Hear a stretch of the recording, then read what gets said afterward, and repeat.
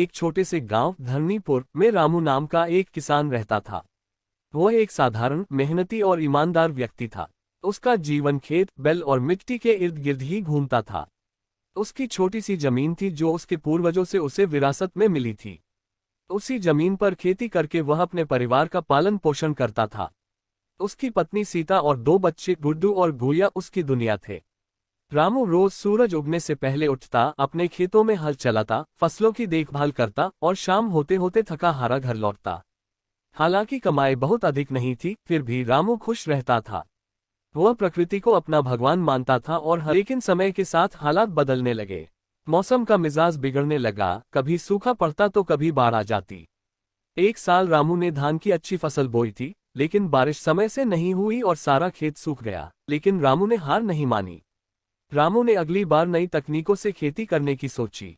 उसने शहर जाकर खेती की ट्रेनिंग ली और ड्रिप इरिगेशन, जैविक खाद और कीट नियंत्रण के नए तरीके सीखे। गांव लौटकर उसने धीरे धीरे इन तकनीकों को अपनाना शुरू किया। उसकी मेहनत रंग लाए। उसकी फसलें अब पहले से बेहतर होने लगीं। रामू ने अपनी फसलें स्थानीय मंडी के अलावा शहर में भी बेचना शुरू किया। उसने मोबाइल से व्यापार करना सीखा, व्हाट्सएप ग्रुप बनाए और सीधे ग्राहकों तक ताज़ा सब्जियां पहुंचाने लगा। धीरे धीरे उसकी आमदनी बढ़ने लगी। उसने एक छोटी सी ट्रॉली खरीदी जिससे वह अपनी उपज खुद बाजार तक ले जा सके।